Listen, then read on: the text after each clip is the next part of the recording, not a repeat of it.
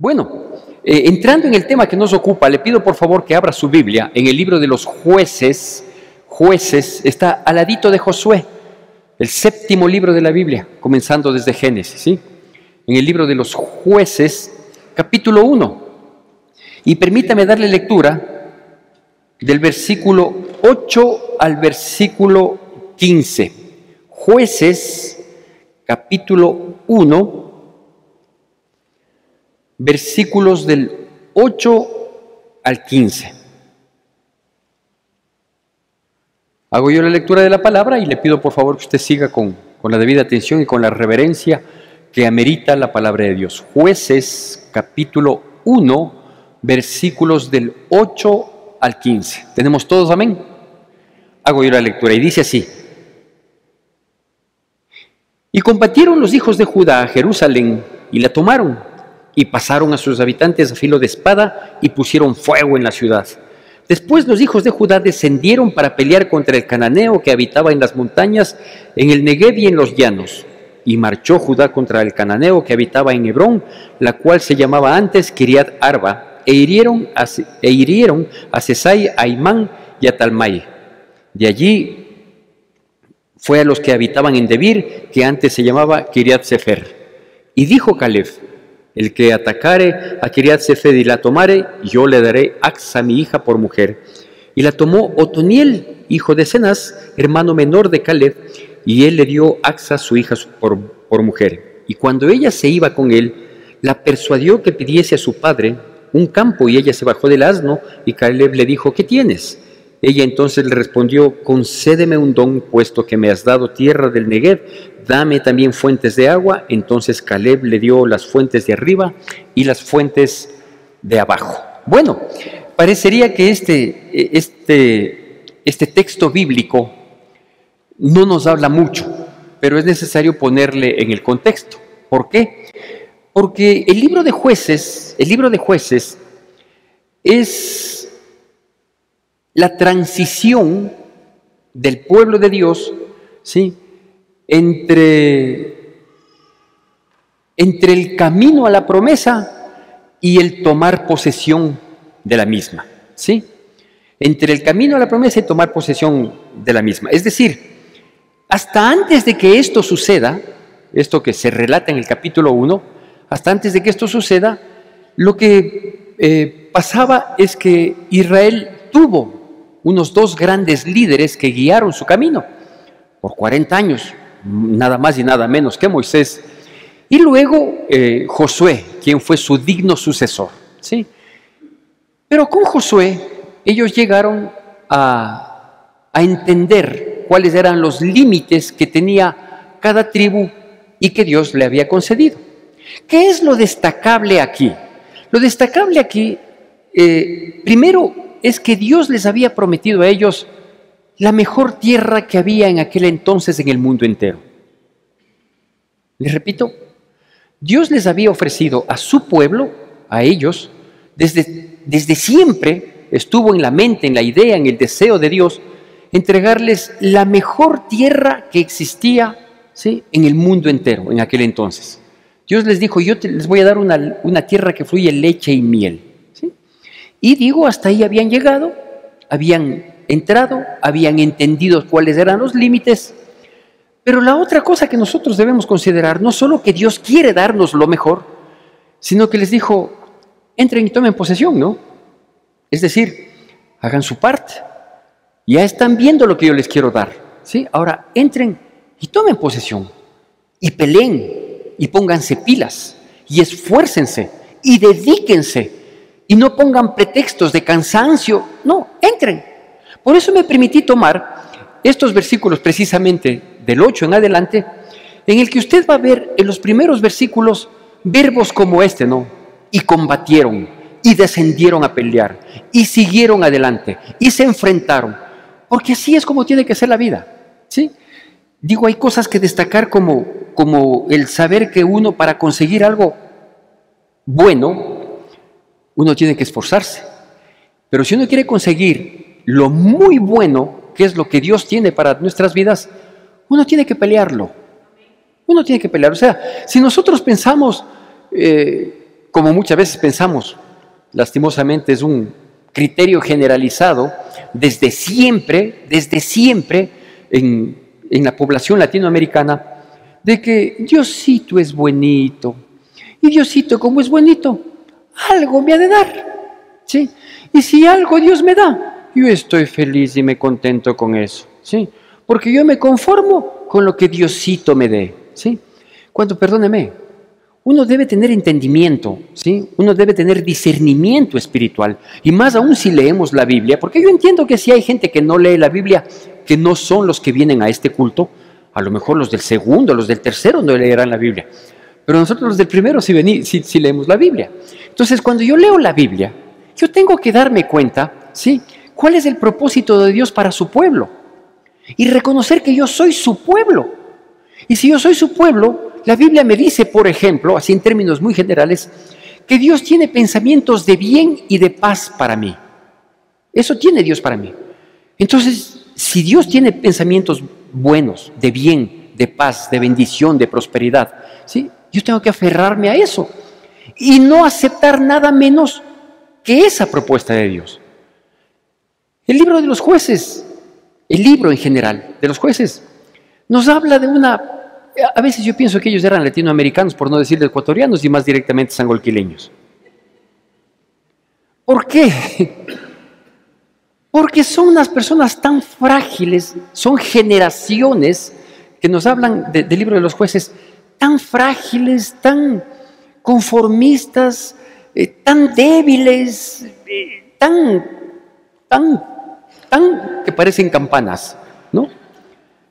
Que no se ve que le pongan ganas, que procuren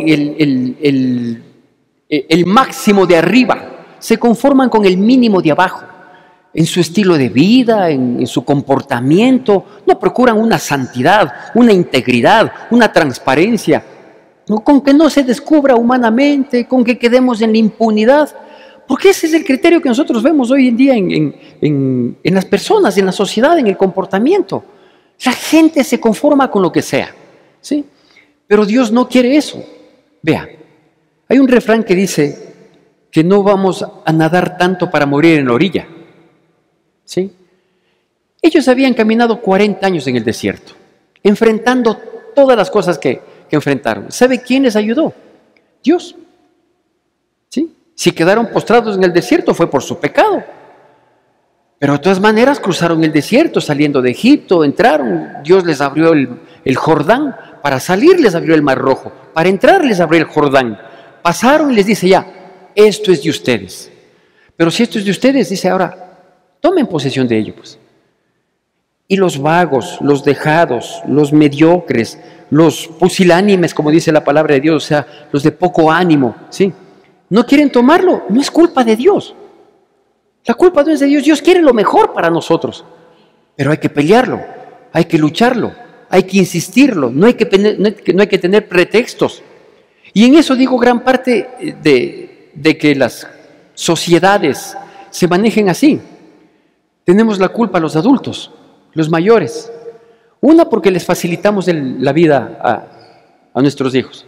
Les damos pensando, les damos respirando, les damos haciendo todo.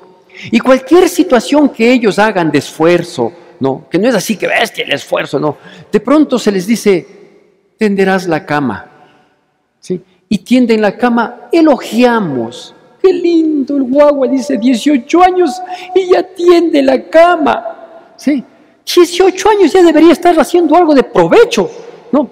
Pero a veces les elogiamos tanto que terminamos haciéndoles unos inútiles. ¿O no? Claro. Yo le digo esto por los comentarios que escucho de los jóvenes, ¿no? De pronto vienen y yo les veo cansados a los jóvenes, ¿no? Cansados. Les digo, ¿y qué te pasa? Chuta, dices que pastor, ayer me quedé solo en la casa y me dijeron que arregle la casa, dice, y me tocó arreglar, dice, mi dormitorio y lavar los platos. No, y uno dice, ¿y por eso estás cansado? ¿No? Y claro, ellos esperan el reconocimiento, ¿no? Y los papás que somos tontos les reconocemos. Uy, dice, mi hija, ¿cómo ha estudiado? Se pasó, había una señora aquí en la iglesia que cuando la hija mayor entró a la universidad y un día se quedó estudiando hasta las 12 de la noche, ¿sí? Y yo fui a la casa de ella, porque teníamos ahí una célula, alguna cosa así, y dice, estoy tan preocupada. Le digo, ¿de qué? Dice, mi hija, como ya entró a la universidad, dice, se quedó ayer hasta las 12 de la noche estudiando. Me muero, qué preocupación. Entonces le digo, oiga, yo también pasé por la universidad. Y yo trabajaba durante el día, sí, y mi trabajo era caminando, ¿no? No es que yo, siendo estudiante de segundo o tercer año de universidad, iba solo a una audiencia de estrados. No, era anda a dejar el papel, regresa. Ay, me he olvidado de dejar este, deja nuevamente. Caminando todo el tiempo, y a las 5 de la tarde iba a clases hasta cuarto para las 10 de la noche. Y como no tenía más tiempo, pues los deberes tenía que hacerlos después de las 10 de la noche que llegaba a mi casa, y cuando tenía exámenes toda esa semana o 15 días, me tocaba quedarme estudiando hasta las 2, 3 de la mañana, y me levantaba a las 6 de la mañana, y aquí estoy y no morí. Y la guagua se quedó estudiando hasta las 12 de la noche, ¡qué sufrimiento! ¿Qué va a pasar con mi hija? Y claro, con ese criterio, cuando termina la carrera, sí, mi hija es lo máximo. Y les exaltamos por cosas que tienen que hacer, que todos los decimos, que no es nada extraordinario, ¿sí? ¿Qué dice aquí? Los versículos anteriores dice que cuando ellos ya tuvieron que tomar posesión, después de criterios divididos, había un criterio mayoritario y un criterio minoritario. El criterio mayoritario era, no podemos tomar posesión de la tierra. Ese era el criterio mayoritario. Porque los que están en esa tierra son grandotes, porque nos ven como langostas, porque ellos nos van a acabar, ellos se sienten dueños, nosotros estamos aquí metidos, y mejor elijamos capitanes y regresémonos a Egipto. ¿Qué tal criterio, no? ¿Qué tal criterio? Sí, ya hemos avanzado mucho, mejor volvamos nomás a lo que éramos antes. Sí, qué difícil que ha sido ser cristiano, qué difícil que ha sido. Sí, hay que ir todos los domingos a la iglesia, mejor farriemos los viernes de la noche en vez de madrugar el domingo a la iglesia. ¿Qué tal? Eso se llama retroceder. Entonces, digo, había este criterio mayoritario. No podemos, es difícil, tenemos temor, nos van a acabar, ¿para qué nos han traído hasta aquí? Y había un criterio minoritario, pero gracias a Dios había, ¿sí? De los que marcamos la diferencia, que decía, oiga, 40 años hemos caminado, no nos vamos a regresar de aquí, pues. No, si Dios ya nos trajo y Él nos dijo que nos lleva a dar una tierra que fluye leche y miel, y veo que esa es la tierra que fluye leche y miel, yo la tomo. Por último me la juego. ¿Qué es lo peor que puede pasar? Que muera en el intento, correcto, no tomará eso como lo que dicen nuestros políticos, ¿no? Había un político que decía así, moriremos en el intento, y en el primer susto mandó a traer un helicóptero para salir corriendo. Cobardes, ¿sí? Entonces, ¿somos cristianos o no somos cristianos? Sí, nos reunimos luego los cuatro para... ¿Somos cristianos o no somos cristianos? Ya, le repito entonces, versículos 8, 9 y 10. Y combatieron los hijos de Judá a Jerusalén y la tomaron y pasaron por sus habitantes a filo de espada y pusieron luego fuego a la ciudad. Después los hijos de Judá descendieron para pelear contra el cananeo. Y el versículo 10, y marchó Judá contra el cananeo que habitaba en Hebrón. ¿Sí? Dice, y combatieron, y pelearon, y marcharon, y siguieron, y le pusieron ganas, e insistieron. ¿Por qué? Porque ellos entendieron lo que Dios quería darles. Ellos entendieron lo que Dios quería darles y decidieron tomar. Porque Dios quiere darnos a nosotros una vida y vida en abundancia. Pastor, yo he orado, he hecho vigilia y no me llega la vida en abundancia. Porque a la oración hay que sumarle acción. Porque si yo vivo orando, Dios mío, dame el pan de cada día. Sí, pero haz algo para que te lo ganes, pues. O sea, esa partecita de que del cielo caía el maná, eso ya se acabó cuando Dios les dio la tierra prometida. Entonces, si uno está esperando que apunte oración, y no estoy desmereciendo el poder de la oración, pero si uno está esperando que apunte oración, le lleguen todas las bendiciones, no les va a llegar nunca. No les va a llegar nunca. Porque hay que pelear. ¿Sí? Quiere que le dé 4 aspectos que se desprenden de este texto, tomando primero estas consideraciones, ¿no? Sí, de que Dios nos da las promesas, pero nosotros tenemos que poseerlas. ¿sí? No es que Dios nos da la promesa y toma fácil. Fácil nada en la vida, al menos lo que es bueno, ¿sí? Todo lo que vale la pena requiere esfuerzo. Amén. Ya, entonces, digo, hay consideraciones que hay que hacer. Y otra cosa que es importante, ¿sí? Y que ellos, Jueces capítulo 1, ¿sí? Se llama libro de los jueces porque son 8 jueces los que de algún modo marcaron la diferencia y 8 jueces que de uno u otro modo liberaron, ¿sí? No gobernaron sobre su pueblo porque siempre estuvieron bajo opresión de filisteos, de moabitas, de amorreos, de todos, ¿no? Nunca pudieron sacudirse bien y ponerle ganas. Pero digo, son 8 personas que juzgaron, entre comillas, al pueblo. O sea, personas que fueron levantadas por Dios para marcar la diferencia y liberarles de la opresión a los cobardes, mediocres y timoratos que estando con sus pies sobre la tierra prometida, no tuvieron la valentía de poseerla, ¿sí? Entonces, ¿cuál es el primer aspecto que destaca aquí? Bueno, los versículos anteriores de este capítulo 1 dice que se preguntaron los hijos de Israel, dice, bueno, ya estamos aquí, la tierra está linda, los frutos magníficos, el ganado vemos está increíble, linda está la tierra, dice, ¿y ahora quién podrá ayudarnos? Sí. Y consultan entre ellos, dice, ¿quién subirá primero? Dicho de otro modo, ¿quién se lanza? ¿Sí? ¿Sabe qué implica esto? Aceptar el desafío. Porque ya aquí, apelando un poquito a nuestro orgullo, ¿no? Al orgullito que todos tenemos, ¿sí? Uno puede hacer muchas cosas buenas, ¿sí? Pero si esas cosas buenas ya lo hicieron otros, como que se ve opacada mi éxito, ¿no? Se ve opacado mi éxito. Porque yo logré esto, pero otros también ya lo lograron. Qué diferente es decir, hijo, esto toca hacer. ¿Quién se lanza cuando no hay un antecedente? Entonces eso se llama aceptar el desafío. Aceptar el desafío. Todos los otros que intentaron, les fue mal. Ahí voy yo. ¿Cuál es la sensación, el sentimiento, el pensamiento que puede venir? Pero es que si todos los otros que intentaron les fue mal, ¿para qué me meto? ¿Sí? Es que los otros que intentaron les fue mal, porque a lo mejor hicieron mal. ¿Por qué tengo que fijarme en la derrota de otros y que eso sea un limitante para mi vida? Uno tiene que aprender a aceptar los desafíos, ¿o no? Porque mi papá sabía decir, ¿sí? El que no se arriesga no cruza el río. No sé si era un refrán generalizado o solo de mi papá. El que no se arriesga no cruza el río. Y es verdad, ¿sí? Yo me acuerdo, 3er grado de escuela, por dar el ejemplo más simplón que se me ocurre este rato. 3er grado de escuela.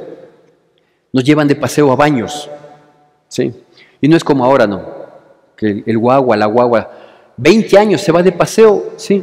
Y atrás los papás le siguen. No, ahí 3er grado te fuiste, ¿no? Y el profesor dice, ¿quiénes saben? Los que saben nadar, pónganse de este lado.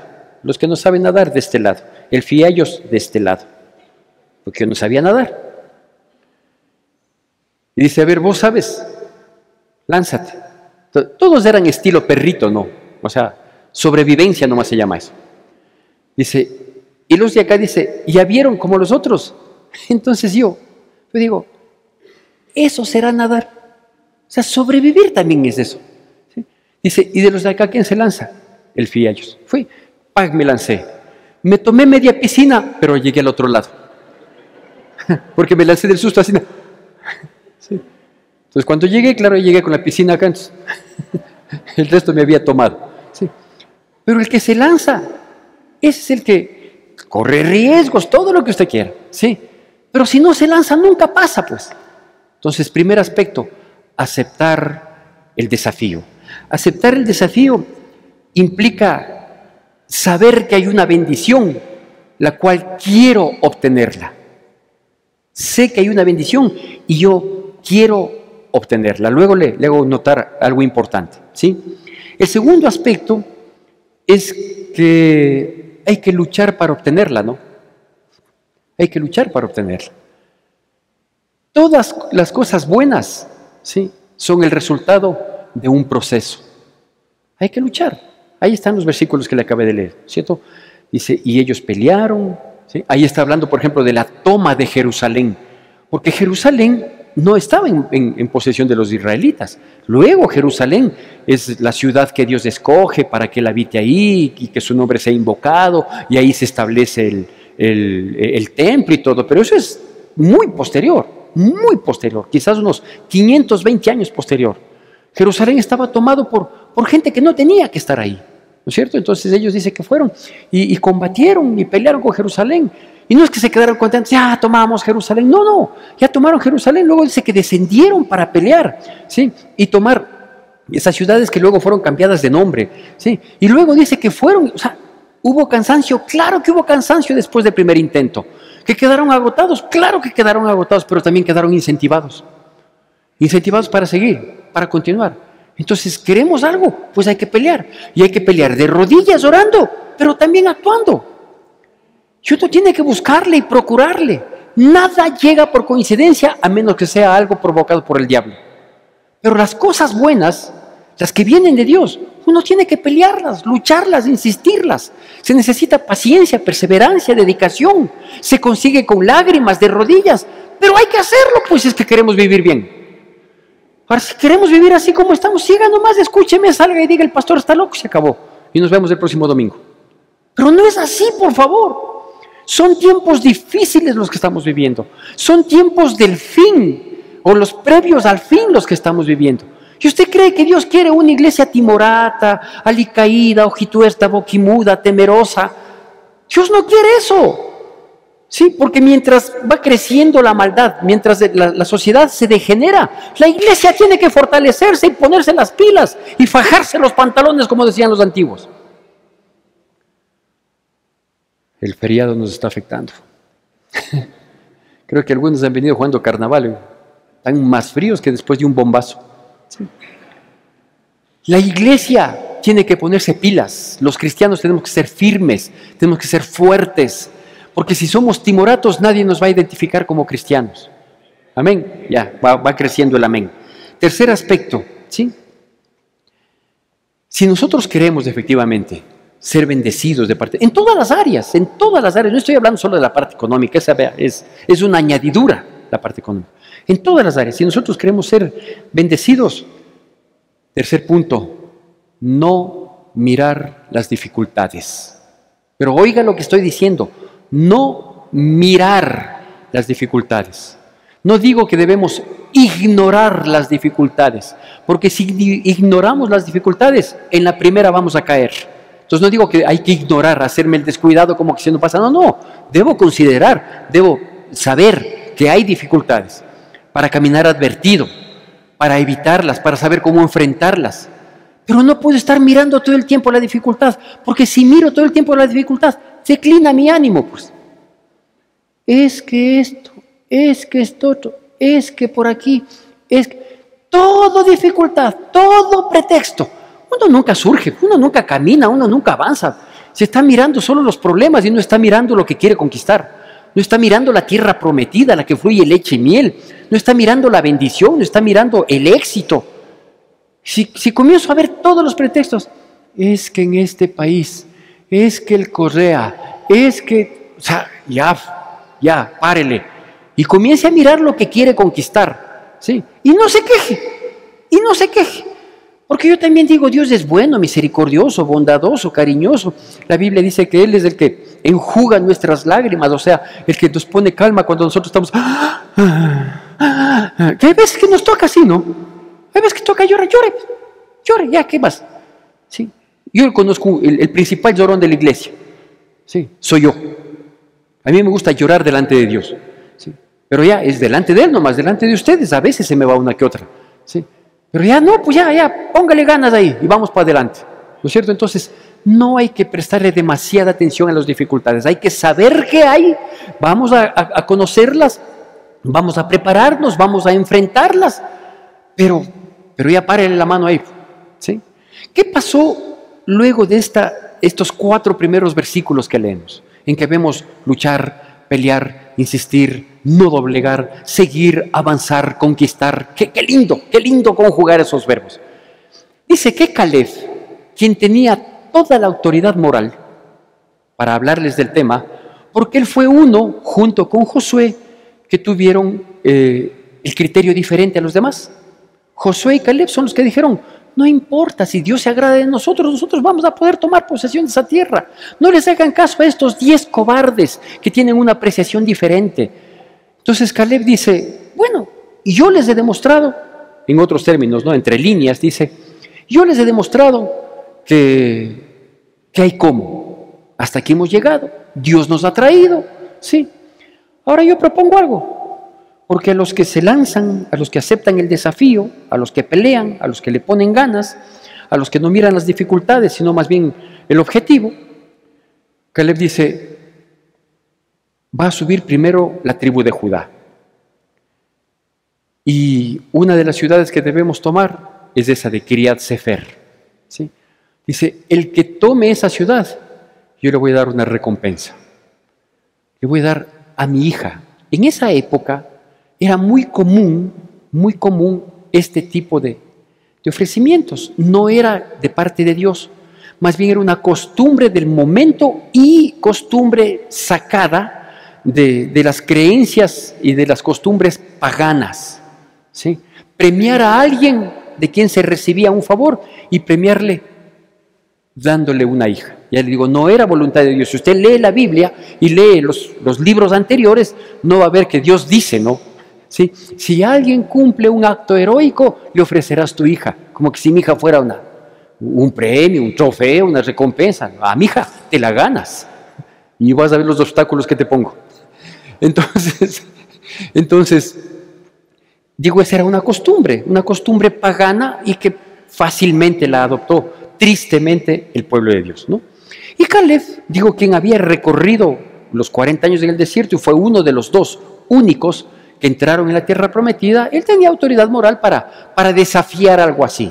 Y dice, el que tomare esa tierra yo le voy a dar a mi hija como este trofeo, como esta recompensa, este reconocimiento, ¿no? Y nótese 2 cosas, que los 2 únicos que entraron en la tierra prometida, que salieron desde Egipto, fue Josué y Caleb. Josué había muerto, ¿sí? Y Caleb era la imagen, ¿no? La imagen del esfuerzo, de la perseverancia, de la constancia, de la fe. Sí, él tenía, digo, una autoridad moral para hablar del tema. Y se levanta un sobrino de él, llamado Otoniel. Y Otoniel dice, yo voy, no sé si Otoniel estaba interesado en la hijita, si es que le gustaba, no sé. La cosa es que él, cualquiera haya sido la motivación, dice, yo voy. Y me venía a la mente, entre paréntesis de lo que estoy predicando, ¿no? Que ya le voy a decir cómo se llama la prédica. Entre paréntesis decía, en el aspecto romántico y sentimental, que el texto no está muy romántico y sentimental como para hablar del amor, no. Pero yo decía, ¿qué tal? ¿Qué tal? Ganarnos una pelada que valga la pena. Las que valen la pena. Con esfuerzo, con decisión, con entrega, con entereza, sintiendo que a lo mejor no merezco esa pelada o no merezco ese chico, ¿no? Ese chico que vale la pena, ¿cómo es? No me acuerdo cómo decían en mi época, cuando a un chico valía la pena, los adultos decían, una frase se me escapó. Entonces, digo, ¿qué tal conquistar, porque es una conquista, a un chico o una chica que valga la pena? Y que yo sé que ciertas condiciones de mi vida, por lo general las superficiales, no me ayudan mucho. Porque la chica es linda, guapa y le gusta ser bien tratada y yo soy chiro y pobre, ¿sí? Soy buena gente, pero eso no me sale a la cara, ¿sí? Aunque debería salir. Y que haya esa propuesta, ¿sí? Yo te doy a mi hija, dice Caleb. ¿A quién? Al que conquista. ¿Al que le conquista a la hija? No. Mi hija yo le doy no al que le conquista a mi hija, sino al que conquista la vida. Al que se le ve, al que se le nota, que es valiente, esforzado, entrador, ñecudo, trabajador, honrado, responsable, transparente. ¿Qué tal? ¿No es cierto? Porque uno ahora lo que quiere es conquistar la pelada para llevarle a la cama, es todo lo que quiero. Pero si uno conquista la vida y la pelada llega facilito, ¿por qué no? No. Amén. Ya, cierro paréntesis, punto aparte mayúscula. El cuarto aspecto, ¿sí? Otoniel dice, yo voy. ¿Sabe qué significa esto? Que sí hay dificultades, que acepto el desafío, que sé que tengo que luchar, que sé que son más grandes que yo esos habitantes, que ellos se sienten más dueños que yo, porque yo estoy entrando a tomar posesión de una tierra que ellos ya han venido habitando muchísimos años. Entonces, despojarle a alguien que se siente o que tiene el ánimo de señor y dueño, también no es fácil, ¿no? Pero si Dios me quiere dar,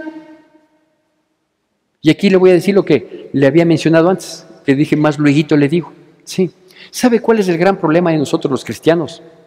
Que nosotros no nos damos cuenta, ¿sí? Que las cosas buenas de la vida que Dios quiere, que Dios tiene para nosotros, están teniendo otros. ¿No me entendió?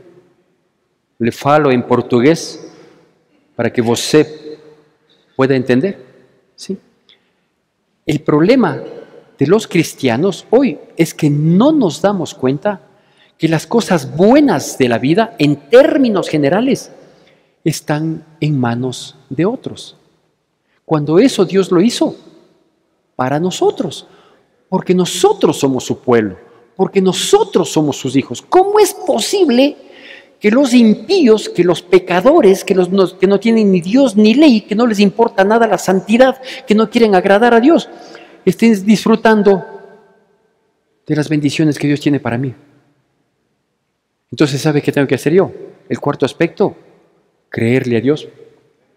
Otoniel no se lanzó solo porque era el sobrino de Caleb. Otoniel no se lanzó porque a lo mejor estaba enamorado de la prima. Axa se llamaba la primita, ¿sí? ¿Sabe qué significa Axa? Estaba buscando. Significa tobillera. Entonces no es que Otoniel le quería tener aquí tampoco, ¿no? Sí. Pero si Axa es el nombre y su significado es tobillera, como que no hay mucho interés, ¿no? Como que no tiene mucha razón de ser. Pero es que él no se lanzó por Axa. Él se lanzó porque quería poseer la tierra, ¿sí? Él se lanzó porque él quería las bendiciones de Dios. Que si luego Axa terminó siendo una bendición o no, eso ya es cuestión de los dos, ¿sí? Pero uno tiene que ser lanzado, tiene que creerle a Dios, pues. ¿Cuántos creen que este librito es mentiroso? Si alguien dijo amén, espérese al final para liberarle. ¿Sí? Todo lo que dice la Biblia es verdad. Todo lo que dice la Biblia es verdad. Y si la Biblia dice que a mí me tiene que ir bien, que voy a tener dificultades, problemas, angustias, quebrantos, y me toca pelear, conquistar, insistir y perseverar, no importa, es parte del proceso. Pero yo tengo que creer que esto es verdad. Y que si Dios quiere darme las bendiciones, yo tengo que procurarlas, yo tengo que lucharlas, yo tengo que conquistarlas, yo tengo que insistirlas. Porque Dios no es hombre para que mienta, ni hijo de hombre para que se arrepienta, pues. Entonces uno tiene que creerle a Dios. Culmino con esto. ¿Sabe cómo logró el pueblo de Dios conquistar la tierra prometida? Que a la postre tomó por posesión. Así se llama esta prédica. A filo de espada. A filo de espada. ¿Sí? Tomando en consideración esto, ¿no? Que nuestra espada es este librito. Hebreos 4:12 dice que la palabra de Dios es como espada de dos filos. ¿Sabe cómo se conquistan las bendiciones de Dios? Sí, dependiendo, conociendo, dependiendo y obedeciendo a este librito. Y hay veces que este librito me dirá, tranquilo Santiago, hoy es tiempo de calma, respira, no te me agites. Pero hay momentos, muchos, que este librito me va a decir, póngale ganas, vaya para adelante, no se atemorice, no importa que no duerma mucho, ore mientras está despierto, ¿sí? Y ahí vamos conquistando las promesas de Dios. No podemos conformarnos a lo que el mundo nos dice, porque hasta hace no mucho tiempo, últimamente no he oído este tipo de comentarios, pero hasta hace mucho tiempo, el criterio no. Soy cristiano. Uno tenía que decir soy cristiano porque no se me notaba, ¿no? Entonces, soy cristiano. Y todo el mundo pensaba, tonto, alicaído, menso, te roban los diezmos. Esa era la manera de identificar al cristiano, ¿sí? Cuando más bien deberían preguntarse, oye, ¿y tu vida? ¿Y tu bienestar? ¿Y tu éxito? ¿Y tu salud? ¿Sí? ¿Y tu condición tan bendecida? ¿Cómo así? Porque soy cristiano. Así debería ser la respuesta. Amén. Hace mucho tiempo que no cantamos una canción que me sacó lágrimas, pero que terminó siendo una gran verdad, que canta Lily Goodman y dice: no, sin dolor no hay ganador, todo cuesta un valor por el cual hay que luchar a pesar de tropezar. Y la canción continúa. Que Dios bendiga poderosamente nuestras vidas en Cristo Jesús. Que la gracia de nuestro Señor Jesucristo, el amor de Dios nuestro Padre, la comunión y consolación de su Santo Espíritu sea con todos y cada uno de nosotros, y el pueblo de Dios, que es el pueblo más feliz sobre la faz de la tierra, dice: amén. Recordamos nuestras actividades. El jueves 23 de febrero, nuestro pastor nos compartirá un mensaje de reflexión. Y tendremos las células de hogar a las 7 de la noche. Reunión de oración el viernes 24 de febrero a las 7 de la noche.